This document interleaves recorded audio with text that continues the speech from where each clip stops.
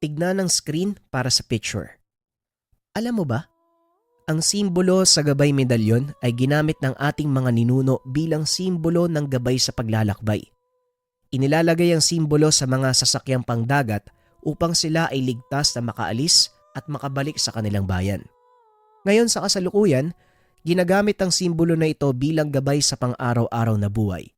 Gabay sa negosyo, gabay sa karir, gabay sa kalusugan, gabay sa kayamanan. Mas pinabisa at pinalakas ang gabay medalyon dahil ito ay binasbasan at kinonsagra ng Antingeros del Negros. Buhay na gamit na ito susuotin na lang, pero may kasama pa ring orasyon at guide kung paano ito gagamitin. Ikaw ba? Kailangan mo ba ng gabay? Check yung link sa comment section or pindutin ang yellow basket. Salamat. Ang kwentong ito ay hango sa totoong buhay. Mula ito sa isa nating kabayan na itago na lang natin sa pangalang Kalo. Taong 1943, Santa Carmen, Dumalag, Capiz. Nang mga panong ito ay nasa matinding krisis ang bansa. Nasa ilalim ng pananakop ng mga Hapon ang buong Pilipinas. Napilitang magtago ang ating mga kababayan sa takot na mapatay ng mga dayuhang mananakop. Hindi na tayo pwedeng bumaba pa sa bayan. At isa pa, wala na tayong makukuhang pagkain mula doon. Halos naubos na ng mga Hapon ang nakaimbak na bigas sa bodega ng bayan. Kahit ang mga pananim natin, hindi na din nila pinalampas. Wika namang Segundo habang nag-eembentaryo ng mga natirang pagkain. 2 buwan pa lang ang nakalipas simula nang mamundok ang mga ito. Nagkalat ang mga sundalong Hapon sa paanan ng kabundukan. Hindi tayo basta-bastang makakalusot sa mga yun. Wika ng pinsan nito na ang pangalan ay Nato. Ako na ang bahala dyan. Kung kinakailangan nating bumaba, hayaan niyong akong gumawa ng paraan. Hindi uubra sa akin ang mga yun. At saka hindi ko nga kayo maintindihan eh. Bakit ba kayo takot na takot sa mga yun? Wika ni Kalo. Ito ang pinakamahilig sa basag ulo. Kahit nung kabataan pa nito, naging sakit ng ulo ni Mang Segundo ang binata.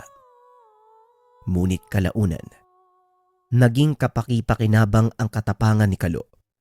Lalo pa nang magsimula na ang pananakop ng mga dayuhan. Isa ang binata sa mga nakipagsagupaan sa pinakaunang bugso ng mga Hapon. Ngunit kalaunan ay napilitang umatras dahil na din sa kakulangan sa bilang. Kung hindi nyo na itatanong may kakaibang kakayahan si Kalo, nagtataglay ito ng kakaibang lakas dahil sa kanyang bertud ng ngipin ng kalabaw at ang gabay niya na puting kalabaw. Hindi mo na maaalis kay Kalo ang ganyang ugali. Napuno ng galit ang puso ng pinsan mo simula nang dumating ang mga dayuhan at sinakop tayo. Wika ni Mang Segundo. Nang mga sandaling iyon ay naghahanda para mangaso si Kalo. Oh, ano na to? Sasama ka ba? Tanong ng binata. Oo na, sasama na ako. Tatawagin ko lang sina Enrico. Hindi pwedeng lumakad tayo nang wala sila eh. Tugon ni Nato. Nabubuhay sa pangangaso at pangunguha ng mga ligaw na prutas at bungang ugat. Naging mailap ang bigas at mais kaya naman ang pinagkukunan nila bilang kapalit. Isang uri ng bungang ugat na kung tawagin ay kayos. Napakadami nito sa kagubatan, ngunit mahirap ang prosesong pagdaraanan para makain ito. May taglay na malakas na lason ang dagta nito at kailangang ibabad sa umaagos na tubig sa loob ng ilang araw hanggang sa maging puti. Matapos ibilad hanggang sa matuyo, saka pa lamang babayuhin para maging pinong pulbos na ginagawang lugaw at tinapay ng mga kababayan natin nung panahon ng Hapon. Mahirap man mamuhay sa ganong sitwasyon. Hindi naging hadlang kila Kalo ang ganong kalagayan Itinuloy ng mga ito ang kanilang pakikibaka sa mga dayuhan. Sa kalagitnaan ng pangangaso, nakita nila Kalo ang grupo ng mga sundalong Hapon na nagpapatrolya sa lugar. Nasa bandang paanan ito ng kabundukan na kinaroroonan ng kanilang pamayanan. Ilang metro na lamang ang layo ng mga ito. Kaya naman hindi nagsayang ng pagkakataon ang binata. Nato, dito lang kayo ha. Manatili kayong nakabantay. Ako nang bahala sa mga yan. Wika ni Kalo sabay sugod sa mga Hapon. Nagulat ang mga ito nang biglang tumilapon ang isa sa kanila. Sunod-sunod na nagtalsikan ang mga ito. Nataranta ng husto ang mga dayuhan at pilit hinanap kung saan nang gagaling ang mga atake. Pasimpleng naglakad si Kalo papunta sa mga ito. Pinagtatagpas ang mga ulo gamit ang sandata ng kanilang opisyal. Matapos patayin ng mga dayuhan ay umalis na sa lugar ang binata. Bumalik ito sa kinaroroonan ng iba pang kasama. Pambihira ka talaga, Kalo. Ano ba yung dala-dala mo? Bakit mo kinuha yung espada ng Hapon? Tanong ni Nato. Idadagdag ko lang sa koleksyon ko. Halika na, bumalik na tayo sa kuta. Tugon ni Kalo. Nakaugalian ng binata na mangolekta ng mga espada at iba pang patalim na ginagamit ng mga kalaban. Lalo pa kung malakas ang may-ari, karapat dapat na kalaban para sa kanya. Pagdating sa kuta, pinaliwanag ni Nato ang ginawa ni Kalo. Gaya ng dati, papuri na naman ang sumalubong sa kanya mula sa mga kasamahan. Mukhang napapadalas na ang pagpapatrolya ng mga Hapon sa lugar na ito. At malamang, nagtataka din ang ilan sa kanila kung bakit wala nang nakakabalik. Hindi magtatagal, malalaman nila ang lokasyon natin. Siguro mas mabuti kung lilimitahan mo muna ang pakikipagsagupaan sa kanila. Wika namang segundo. Iwasan ko na lang ang pakikipagsagupaan kung hindi ko sila makikita. Tugon ni Kalo. Alam kong hindi kita masisisi, pero isipin mong mabuti. Maaari silang magpadala ng mas maraming sundalo sa oras na malaman nilang may kung sinong pumapatay sa mga kasama nila. Hindi ito ang oras para pairalin ang katigasan ng ulo mo, Kalo. Isipin mo ang kapakanan ng mga kasama natin. Hindi sila kagaya mong may taglay na lakas. Wika namang segundo. Tumayo si Kalo at lumapit sa ama. Hindi ako maglalakas loob na sabihin sa iyo to ngayon kung hindi ko alam ang gagawin ko. Magtiwala ka lang, tay, dahil hindi ko papabayaan ang ating mga kasama. Hanggat nabubuhay ako, walang sino man ang makakagalaw sa kanila. Tugon ng binata. Matapos ay lumabas ito ng kwarto. Pinagbasda ng mga kasamang nagkakasayahan sa kabila ng kanilang kinakarap na pagsubok. Nagagawa pa din nilang magsaya. Mukhang nagkasagutan na naman kayo ni Tio Segundo ah. Alam mo, Kalo, tama naman siya eh. Hindi sa lahat ng oras nandito ka para protektahan ng nayon. Ito lang ang tanging naiiwang lugar kung saan maaaring manatiling ligtas ang ating mga kababayan. Wala sa mga kalaban ang nakakaalam ng lugar na to at sa oras na magpadala ng maraming sundalo mga dayuhan, siguradong matutunto nila ang lugar. Wika ni Nato. Hindi ko naririnig yung sinasabi nyo, ano? Alam ko ang maaaring kapalit ng gagawin ko. Pero kasi ito lang din yung naisip kong paraan para unti-unti silang ubusin.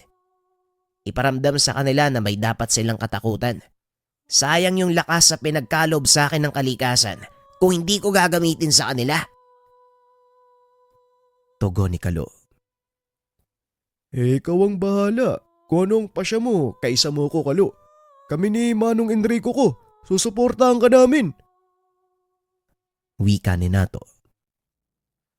Matapos ang pag-uusap, nagpaalam na ito upang magpahinga. Nagpaiwan naman si Nato sa labas ng tahanan upang magpahangin. Mukhang hindi ka na talaga mapipigilan, Kalo. Alam kong iniisip mo lang ang kapakanan ng mga tao, ngunit sa maling pamamaraan. Ang akala ko, ako lang ang hindi nag-iisip. Ikaw din pala. Napakakitid ng utak mo. Hindi karahasan ang sagot sa lahat ng problema. Minsan kailangan mong makinig sa sinasabi ng iba upang matimbang mo ang mga bagay-bagay. Wika ng isang nilalang. Nagpakita ito sa likuran ng binata. Ay nako, alam mo Brago, masyado kang pakialamero para sa isang gabay ano? Hindi naman sa hindi ko ginagamit yung isip ko. Pero ano ba sa tingin mo yung dapat kong gawin, tumunganga? Antayin ubusin ng mga dayuhang mananakop yung mga kasamahan ko? Hindi naman yata tama yun. Tugon ni Kalo. Nang mga sandaling ito ay kausap ng binata ang gabay na puting kalabaw. Pinangalanan niya itong Brago. Hindi malinaw kung saan nanggaling si Brago. Ang alam lang ng binata, kasama niya ito simula nang magkaisip siya at nang maipamana sa kanya ng yumaong lolo ang mutya ng ngipin ng kalabaw. Nauunawaan ko ang nararamdaman mo, Kutong Lupa. Magiging ipokrito ko kung sasabihin ko sa iyo na ayoko sa karahasan. Alam nating pareho, likas ito sa aking katangian. Pero ang sinasabi ko, hindi lahat ng bagay nadadaan sa ganung paraan. Maging kaming mga balaw na mahilig makipagbasag ulo, kung minsan ay dinadaan sa mabuting usapan ang mga bagay na hindi mauunawaan. Wika ng gabay na si Brago. Makakutong lupa ka. Kala mong ganda ng itsura mo. Sa pagkakataong to Brago, hindi natin sila kayang daanin sa mabuting usapan. Pasensya na. Pero hindi ako yung tipong makikipagkaibigan sa mga dayuhan na gustong umangkin ng ating lupain at kalayaan. Tugon ni Kalo. Alam ni Brago na wala na siyang magagawa. Hindi na masusupil ang gustong mangyari ni Kalo. Kaya naman hinayaan niya na lang ito. Kahit anong maging pasya mo, Kutong Lupa, alam mong nandito ako para sumuporta. Magpahinga ka na. May lakad pa kayo bukas ng mga pinsan mo. Muling wika ng gabay. Napag-usapan nila Nato na bumaba sa bayan upang tignan ang kalagayan ng ilan sa mga kasamang naroon. Nagpaiwan ng mga ito dahil sa ari-ariang naipundar. Ilang beses silang kinumbinse na sumama na sa pagtatago. Kaso nga lang mas inaalala ng mga ito ang mga naiwang ari-arian. Kinabukasan, maagang naganda ang pangkat para bumaba sa bayan. Maging si Mang Segundo, nagpa siyang sumama ng mga oras na yon para makita ang kalagayan ng kanyang mga kaanak. Matapos ibigay ang huling panuto, nagsimula ng maglakad ang grupo. Sa kalagitnaan ng paglalakbay, nadaanan ng mga ito ang tahanang may nakasampay na uniforme ng mga sundalong Hapon. Huminto ang pangkat. Nagpa siyang mag-iba ng daan sa pag-aakalang isa ito sa mga bahay na nasakop ng mga kalaban. Ngunit laking gulat ni Mang Segundo nang magpakita ang isang lalaking nasa edad 40. Huwag kayong mag-alala. Hindi kalaban ang nakatira sa bahay. Pero hindi rin kakampi. Kung gusto niyong dumaan, sige, malaya kayo. Pero huwag kayong gagawa ng kahit anong hindi magugustuhan ng mga nakatira. dahil paniguradong magkakagulo. At kapag minalas pa kayo, baka hindi nyo marating ang bayan. Wika ng lalaki. Anong ibig mong sabihin? Bakit? Ano bang nakatira sa tahanang yan? Ikaw bang may-ari ng bahay na yan? Tanong ni Mang Segundo. Mga nilalang na hindi nyo gugustuhin gambalain. Tugon ng lalaki. Napalingon si Kalo sa bahay. Nakita nito ang mga nanlilisik na mata ng ilang katao. Mga aswang sila, tay. Magsipaganda kayo. Mukhang mapapalaban tayo. Wika ni Kalo. Hindi mo ba narinig yung sinabi ng tao kanina? Hindi tayo lalaban. Dahil una sa lahat, hindi naman sila ang pakay natin. Kaya umayos ka, Kalo. Saway ni Mang Segundo. Alam ko, tay, pero hindi mo ko masisisi. Kung sakaling sumalakay sila, dahil hindi ako tutunganga sa isang tabi at hayaang lapain ng mga yan. Tugon ni Kalo. Mukhang masyadong mainitin ang ulo ng kasama mong binata. Pero uulitin ko sa'yo, hindi kami kalaban at hindi rin kakampi. Kung merong dapat labanan, yun ay ang mga dayuhang sundalo. Kaya kung dadaan lang kayo sa aming bakuran, wala tayong magiging problema, binata. Ngunit kung naghamon ka ng away, hindi rin kita aatrasan. Muling wika ni Doming. Pagpatawad mo, walang respeto yung anak ko eh. Hayaan mo. Pagsasabihan ko na lang ha. Salamat kaibigan. Makikiraan lang kami. Tugon ni Mang Segundo at lalong uminit ang ulo ni Kalo. Humingi pa ng tawad ang ama sa lalaki. Akmang magsasalita pa sana ito. Ngunit tinitigan ng masama ni Mang Segundo ang anak. Kaya naman nanahimik na lang siya. Nagpatuloy sa paglalakad ang grupo. Nanlaki ang mga mata nila Kalo nang makita ang tambak na buto ng mga sundalong Hapon sa gilid ng daan. May mga karning nakabilad sa likod ng tahanan hanggang sa bubong. Umalis na tayo dito. Mukhang babaliktad yata yung sikmura ko eh. Wika ni Nato. Huwag mong tignan kung hindi mo kayang tanawin. Normal lang sa isang tahanan ng aswang ang ganyan. Nakikiraan ka lang, kaya huwag ka masyadong maarte.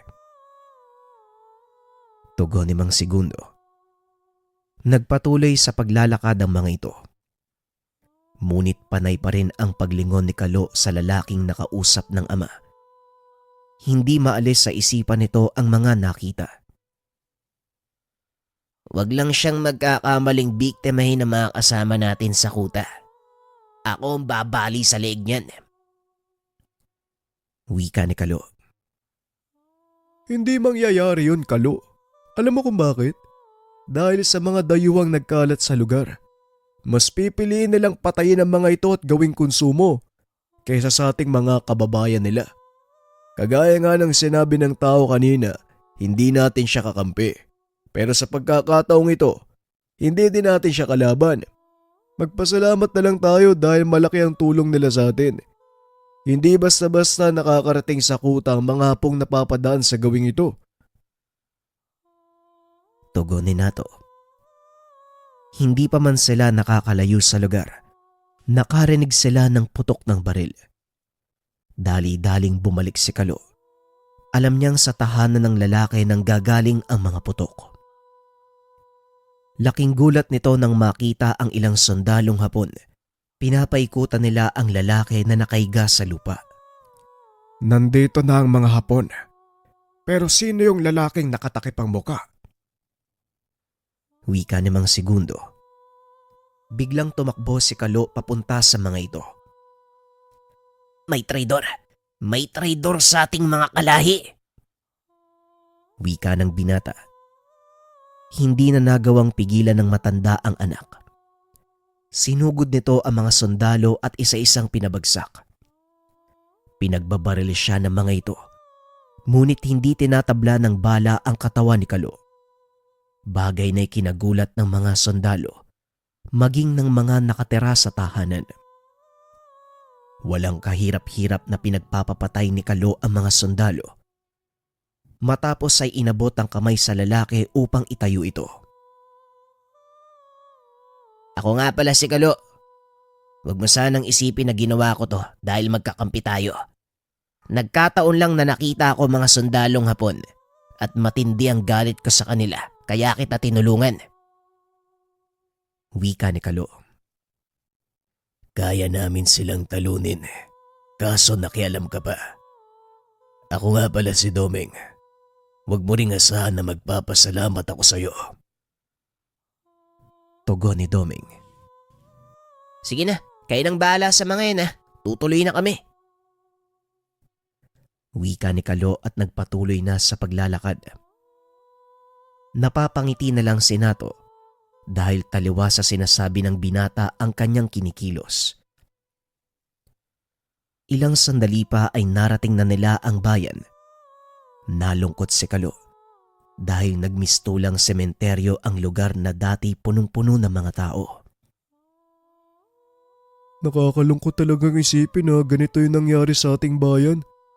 Kamakailan lang masaya tayong nakikipaglaro sa mga kaibigan natin. Pero ngayon, ni isa sa kanila, hindi na magilap. Parang inabandon na yung buong lugar Wika ni Nato.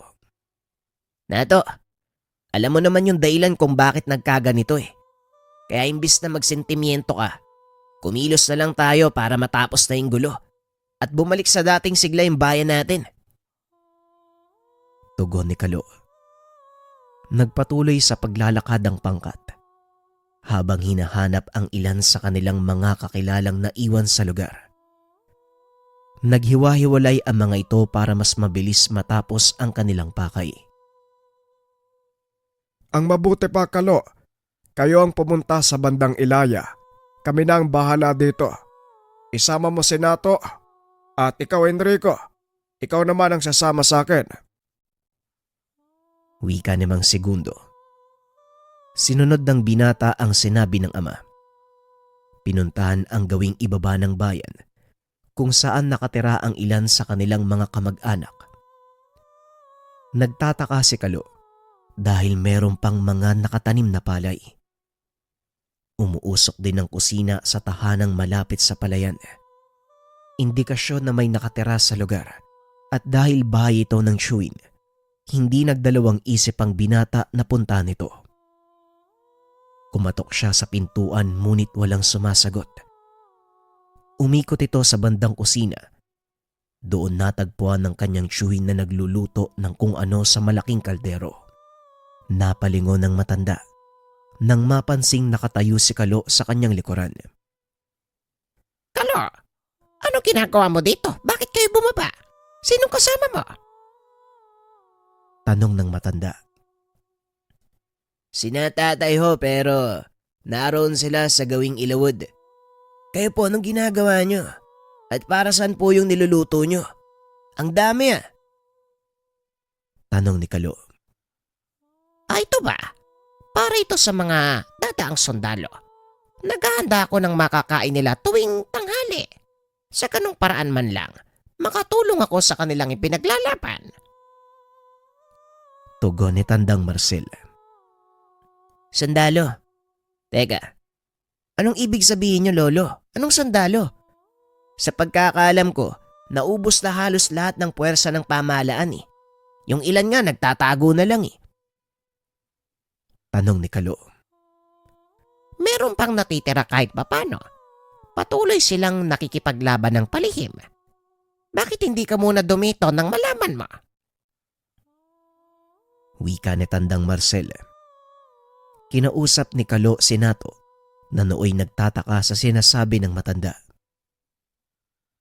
Nato, mabuti pa puntahan mo muna si natatay sa ilawod. Sabihin mo yung nangyari dito. Wika ni Kalo. Sigurado ka bang magpapaiwan ka? Delikado Mamaya mga sundalong Hapon yung tinutukoy ni Tio Marcel. Tugon ni Nato. Para namang hindi mo ako kilala Kaya ko yung sarili ko. Ako nang bahala. Huling wika ni Kalo. Sinunod ni Nato ang sinabi ng pinsan. Habang nag-aantay, naidlip ang binata sa lilim ng puno ng mangga. Ilang minuto ang nakalipas. Nagising ito sa ingay ng mga nagkakalansingang kubyertos.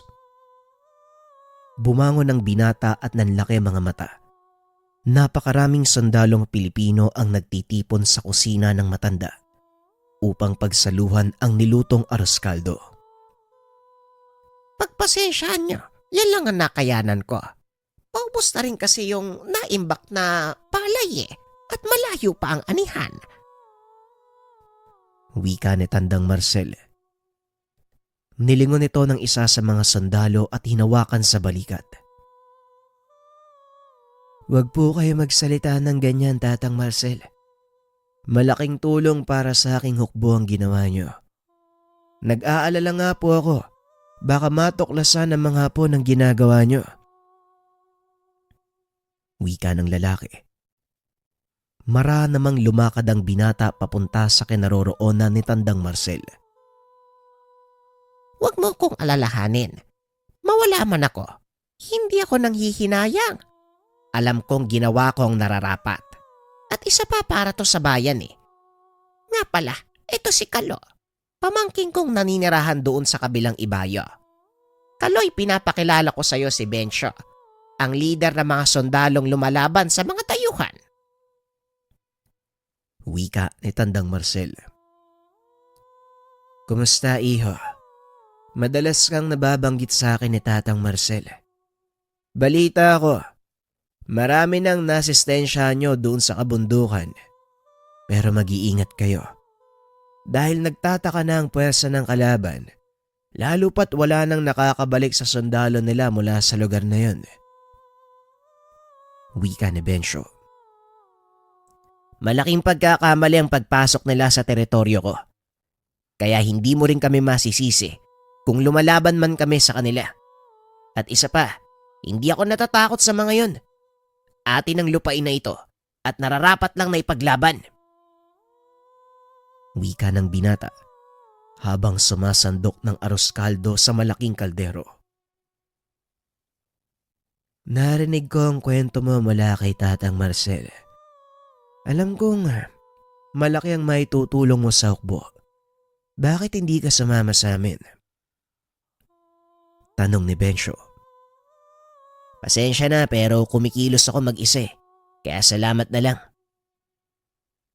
Tugon ng binata. Maya-maya pa ay dumating na si Mang Segundo kasama ang dalawang pinsan ni Kalo. Kinausap ng mga ito si Tandang Marcel.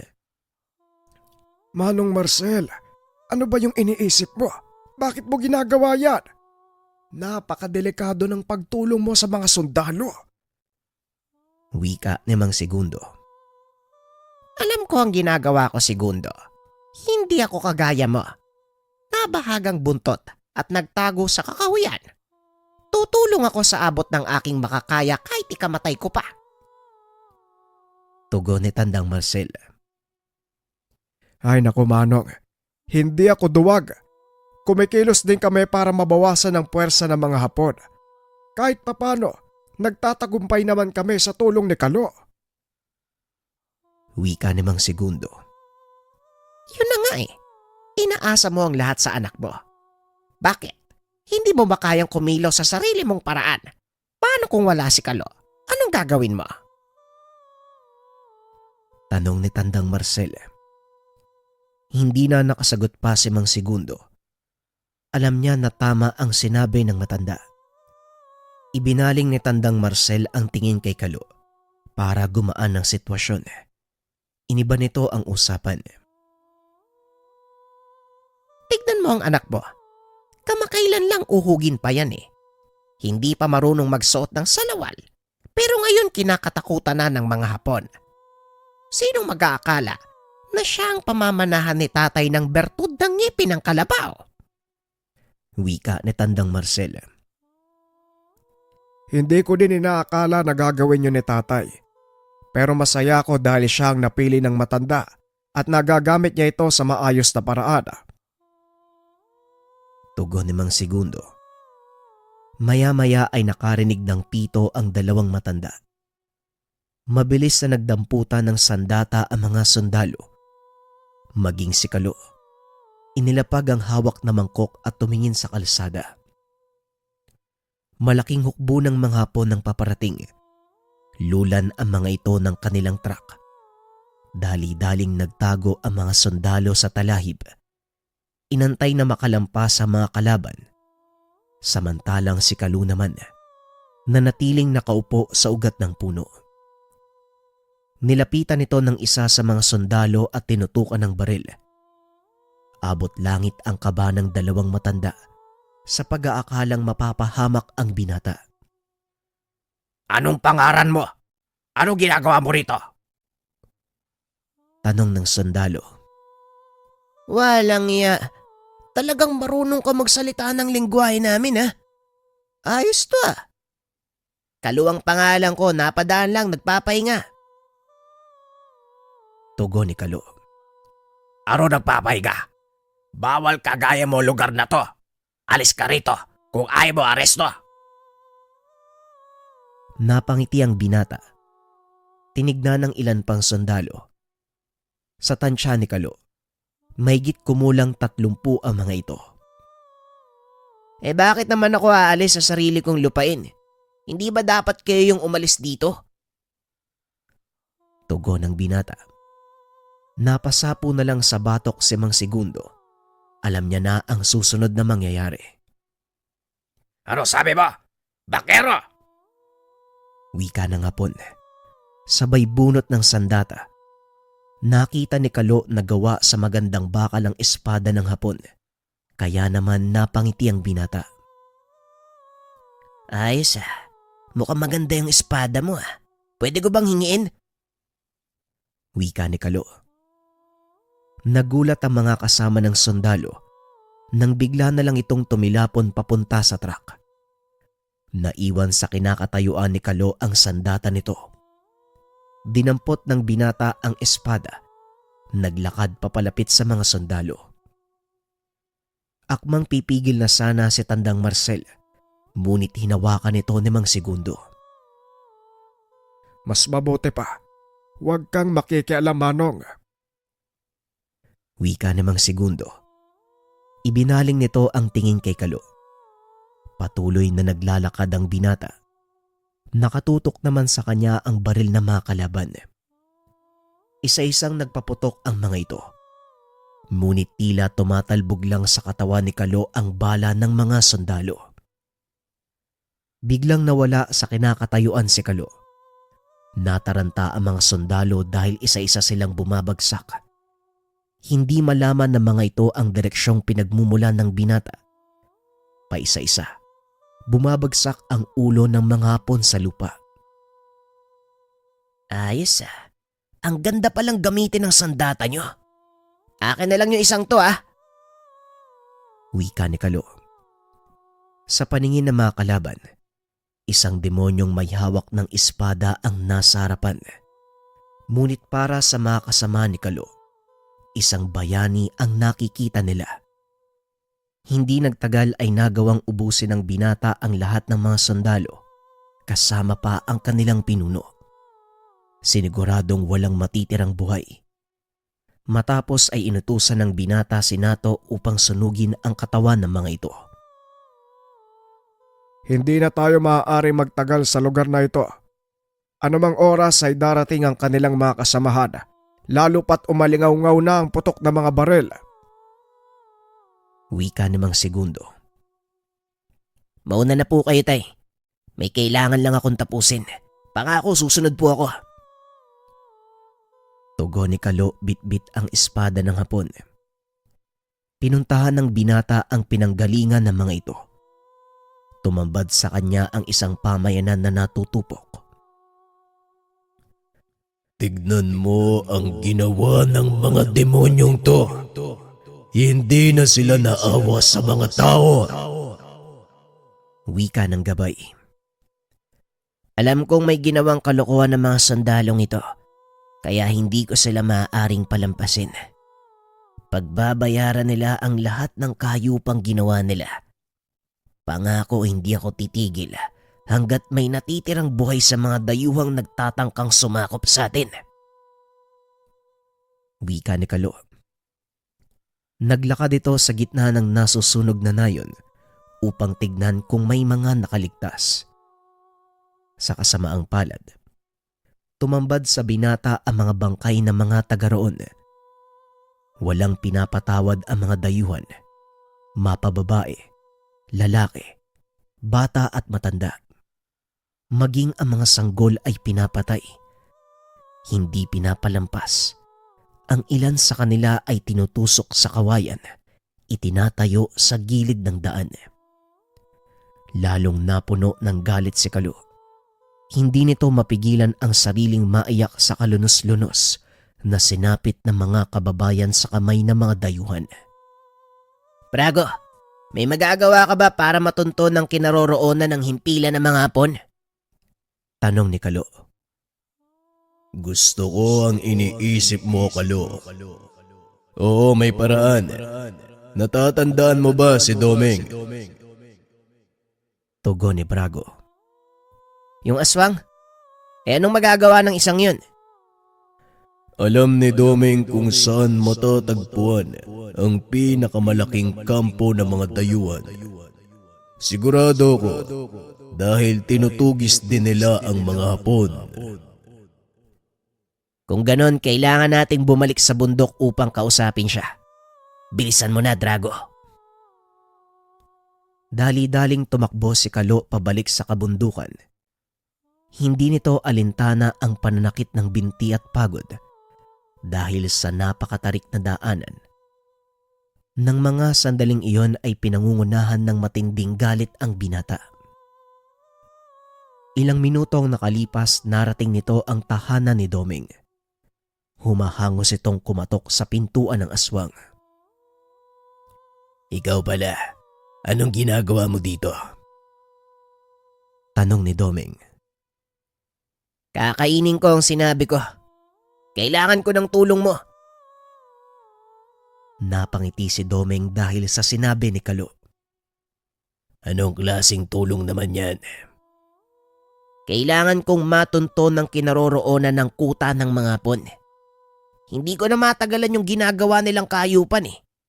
Ngayon lang, isang buong nayon ang sinalakay nila. Isinabit pa yung mga bangkay ng bata sa tulos ng kawayan, inilagay sa tabi ng daan. Wika ni Kalo. Nanlaki mga mata ni Doming sa sinabi nito. Mga hayop sila. Aaminin kong aswang ako. Pagkain ang tingin namin sa mga tao pero kahit papano may respeto kami sa inyo. Hindi na makatarungan ng ginawa nila.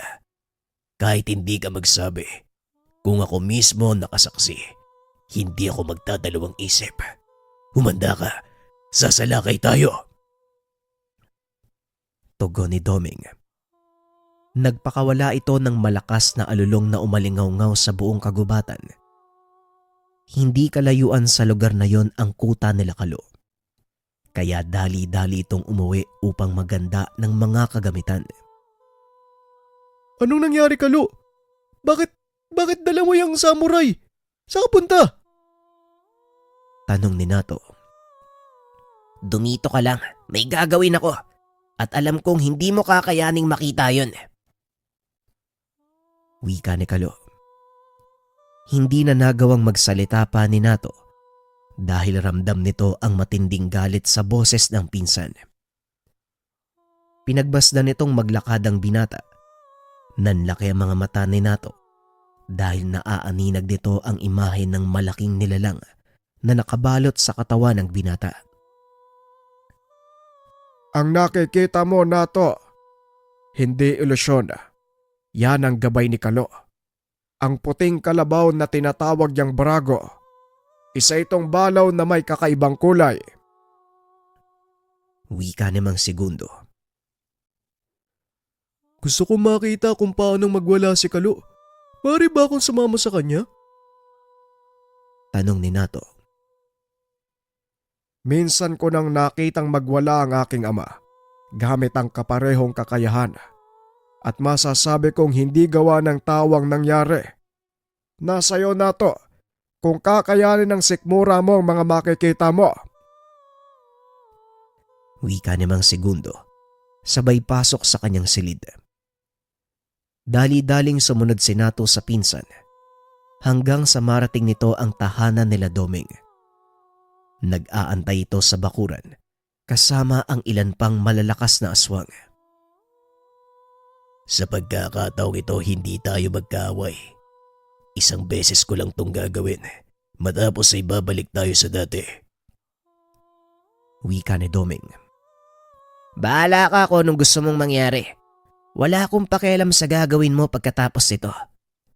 Huwag ka lang haharang sa daan ko.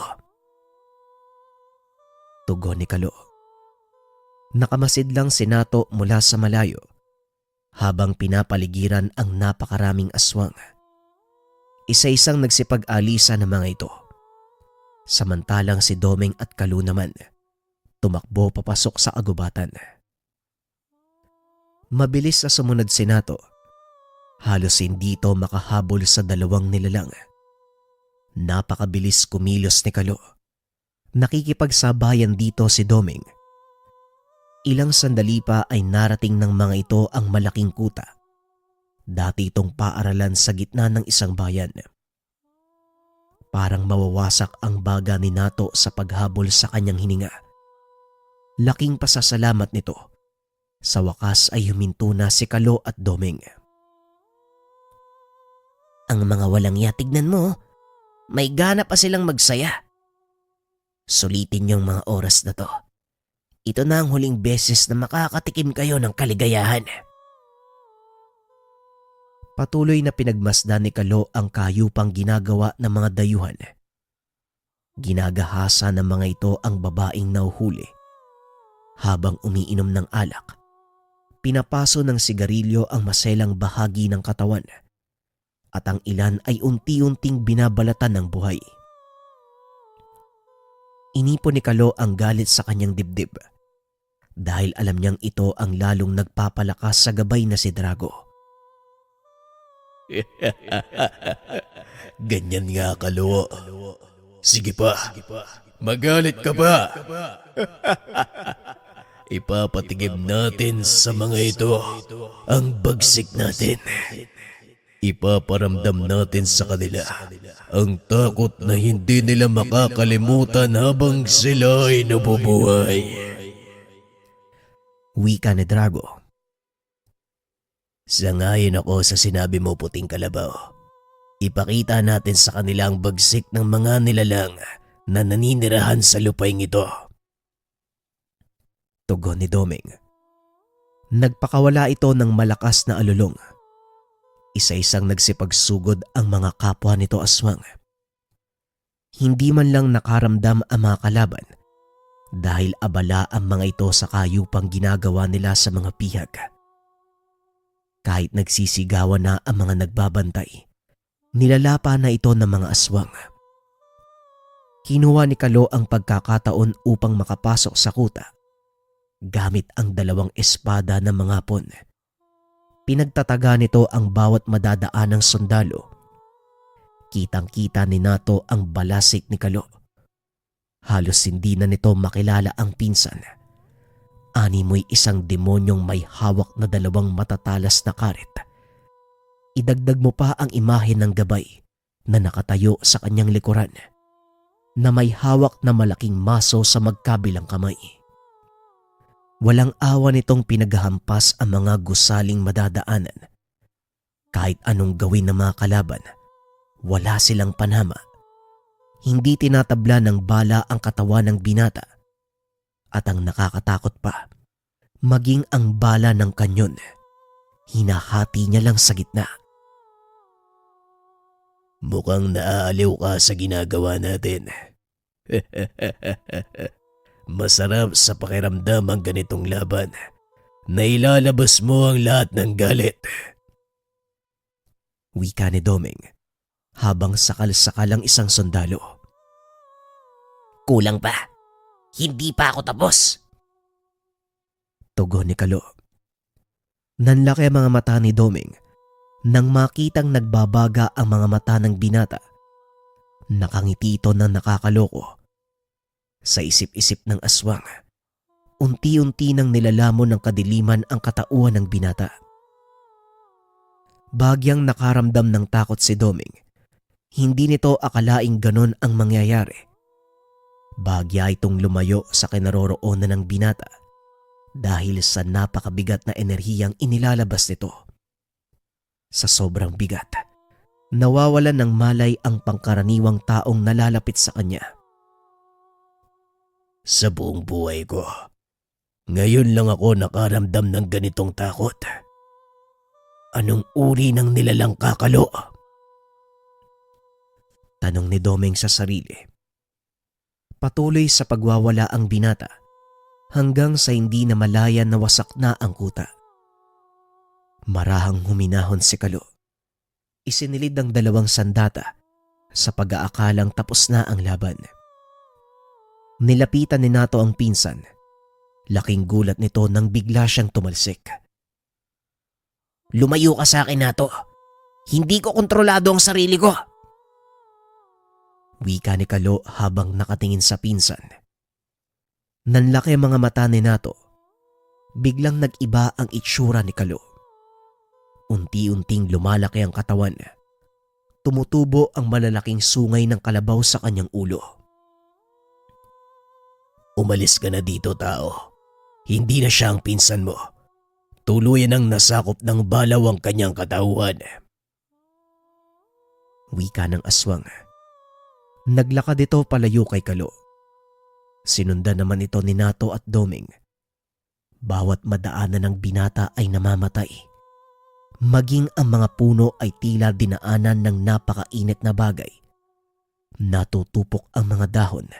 Nawawasak ang buong lugar. Ito na ang sinasabi sa akin ni Tio Segundo. Ang totoong anyo ng puting kalabaw. Isang elementong nagmula sa impyerno. Wika ni Nato. Pasalamat tayo dahil nasa panig natin ang nilalang na yan. Huwag kang mag-alala. Alam kong nariyan pa rin ang pinsan mo sa kaloob-looban ng nilalang. Hayaan mo lang na tuluyang humupa ang galit niya. Babalik din siya sa dati. Pag-uusap ng dalawa habang patuloy na pinagmamasdan ang pagwawala ni Kalo. Laking gulat ng dalawa. Biglang tumakbo palayo si Kalo. Nako, mukhang isusunod niya ang kampo sa kabilang bayan. Bilisan mo na to. Kailangan nating sundan ang pinsan mo. Wika ni Doming. Nagsunura na ang mga aswang. Pagdating sa kabilang kampo, ganun din ang ginawa ng binata. Walang pagdadalawang isip na winasak ang buong paligid. Hindi man lang nagkaroon ng pagkakataong gumante ang mga kalaban. Maging ang mga kagamitang pandigma ng mga ito. Nawasak din. Hindi makapaniwala si Doming sa mga nakikita. Ngayon lang ako nakasaksi ng ganitong karumal-dumal na pagpatay. Kahit isa kong aswang, parang nababaliktad ang sikmura ko sa ginagawa ng pinsan mo. Muling wika ni Doming. Nakatulala lang si Nato habang pinagmamasdan ang mga katawan ng sundalong Hapon. Nagliliparan ang mga ito. Nahati sa 2. Ang ilan ay nadudurog pa kapag natatapakan ng binata. Ilang sandali pa ay tuluyan ng naubos ang lahat ng mga kalaban. 2 kampo ang sunod-sunod na sinalakay at pinatumba ng binata sa loob lamang ng isang gabi. Dahil sa sobrang pagod, nawalan ito ng malay. Biglang bumagsak ang katawan ni Kalo. Mabilis namang tumakbo si Doming upang buhatin ito palayo sa lugar. Dinala ng aswang ang walang malay na binata sa kanyang tahanan. Ipinatawag din ito si Mang Segundo upang malaman ang kaganapan. Halos 2 araw na natiling tulog si Kalo. Paggising nito, ang unang tinanong ng binata. May karne ba kayo dito? May karne ba ng baka, Doming? Nagugutom ako eh. Wika ni Kalo. Ibang klase ka talaga. Tignan mo nga ang sarili mo, punong-puno ka ng sugat at pasa. Pagkain pa talaga ang unang pumasok sa utak mo. Tugon ni Doming. Inilapag ang isang buong binti ng baka sa harapan ni Kalo. Habang kumakain, pinaliwanag ni Nato ang lahat ng kaganapan. Napapangiti na lang si Kalo dahil tandang-tanda niya ang lahat ng ginawa. Alam ko kung anong nangyari, Nato, at masaya ako. Dahil nagawa ko may pagiganti ang mga kababayan natin na inapin ng mga dayuhan. Siguradong hindi nila makakalimutan ang ginawa ko. Wika ni Kalo. Dahil sa nangyari, paniguradong kakatakutan ng mga Hapon ng kabundukang ito o maaaring kabaliktaran ang mangyari. Pwede silang magpadala ng mga eroplano para bombahin tayo. Wika ni Mang Segundo. Panahon na para ilikas sa mga tao mula sa kuta, Tay. Hindi na tayo maaaring magtagal sa lugar na to. Babawi lang ako ng lakas. Sisimulan natin ang paglikas. Wika ng binata. Bagay na sinang-ayunan ni Mang Segundo at ng iba pa. Makalipas ang ilang araw, nagsimulang lumikas ang mga kasama ni Kalo. Bumaba ng bundok ang mga ito at nanirahan sa syudad. Hindi nga nagkamali si Mang Segundo. Ilang araw lamang matapos silang umalis sa kabundukan, binomba nga ng Hapon ang lugar. Nakakalungkot mang isipin pero wala na tayong magagawa.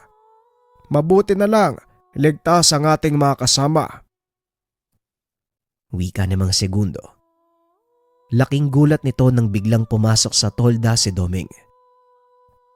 Sa pagkakataong ito, ako naman ang hihingi ng tulong. Kinuha ng mga sundalo ang aking anak. Nangyari ito nang ilikas ko ang ilan sa aking mga kasama. Wika ni Doming habang hinahabol ang hininga. Hindi mo na kailangan magdalawang salita. Pero wag mong isipin na gagawin ko ito bilang kaibigan. Aswang ka pa din at pagkain ang tingin mo sa mga tao. Tugon ni Kalo. Matapos ang pag-uusap, muling lumakad ang dalawa sa pamamagitan ng malakas sa pang-amoy ni Doming. Nagawa nilang matunton ang kinaroroonan ng pamilya ng aswang. Hindi makapaniwala si Kalo na kapwa Pilipino ang may kagagawan ng pandurukot sa mag-ina ni Doming. Ito yung mga sundalong pinapakain ni Tatang Marcel.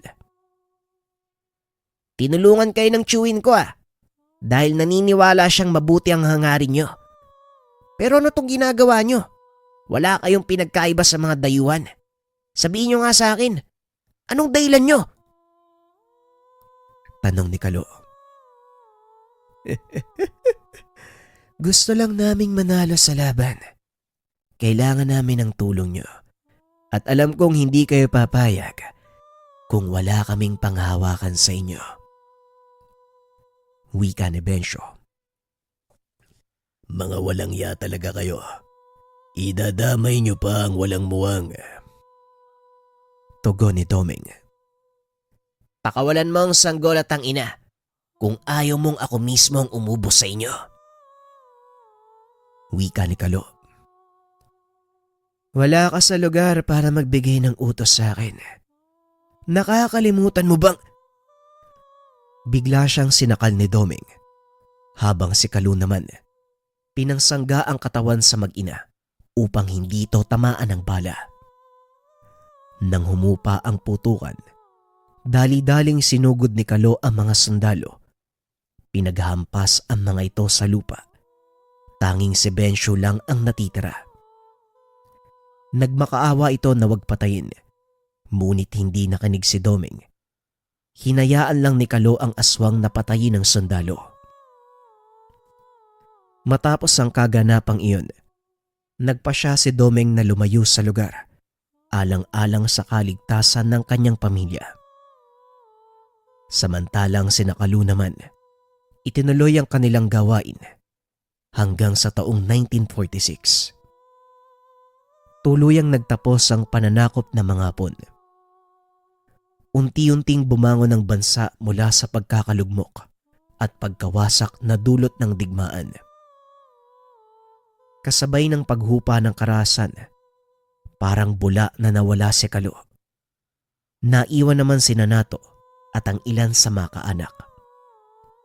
Hindi alam ng mga ito kung saan nagpunta ang binata.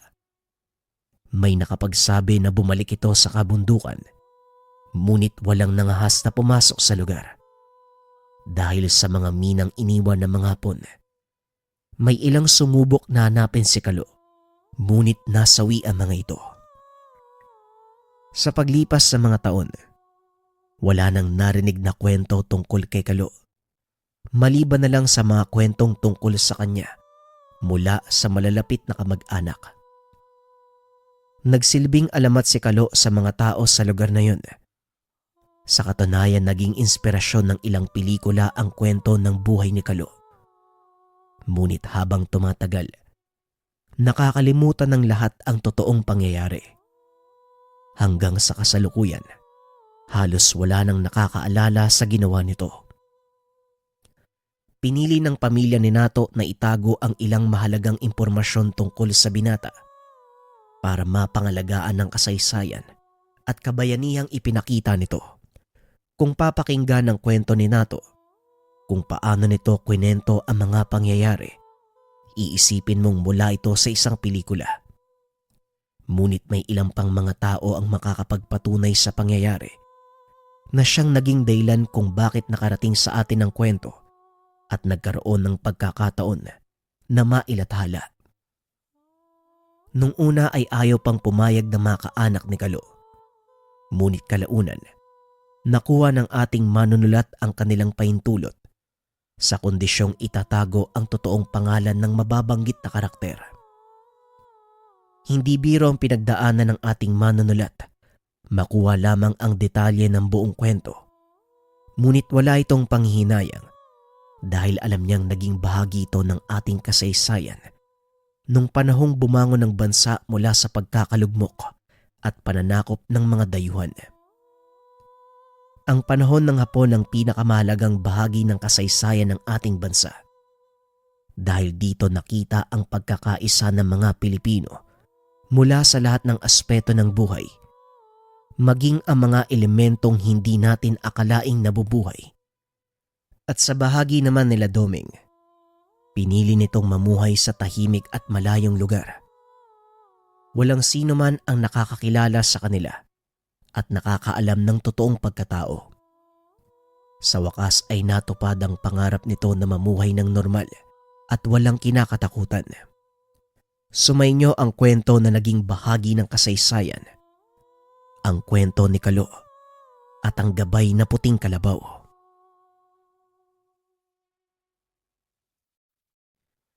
Opinyon para sa kwento mga kabayan. Ako para sa akin sobrang naging interesado ko habang ninanarate ko yung istorya. Kasi hindi lang siya simpleng kababalaghan, ano? May natututunan tayo patungkol sa mga nakaraang nangyari. Kung paano tayo nilapastangan at kung paanong nahihirapan ang mga Pilipino sa kamay ng mga mananakop. Inilalagay ko yung sarili ko dun sa sitwasyon ng mga nahihirapan. Parang sobrang hirap mamuhay nung panahon nila, no? Isipin nyo, kailangan nating magtago sa bundok para lamang mamuhay or para lamang mabuhay. Tapos nandun pa yung banta na sa araw-araw na buhay natin, matatakot ka na matulog, tatakot ka na maglakad kasi anumang oras pwede kang mamatay eh. Kumaga mas na-appreciate ko yung kalayaan na meron tayo ngayon at malaki yung pasasalamat ko syempre sa mga bayani natin na lumaban para tayo'y magkaroon ng kalayaan. Nagpapasalamat din ako sa mga bayani na kagaya ni Kalu at ang marami pang mga Filipino na lumaban sa mga mananakop na hindi na ilagay sa libro, na hindi nabanggit sa ating kasaysayan. Ito'y nanatiling lihim sa bawat pamilya na namumuhay sa iba't ibang parte ng Pilipinas. Mapalad lang yung channel natin kasi nabibigyan tayo ng pagkakataon na ibahagi nila yung mga kwento na hindi na natin alam, na hindi na naisulat sa libro. Ito yung mga kwento ng bayani na lumaban ng palihim, hindi na isulat pero ipinaglaban nila ang bayan dahil nakita nila yung hirap at karasan na ginagawa sa ating mga Pilipino. Naway kunan nyo ng inspirasyon ng kwento mga kabayan at sana marami kayo natutunan sa kwento natin. Huwag kalimutan mag-like, share at subscribe dito sa channel. Maraming salamat sa patuloy na suporta. Paalam.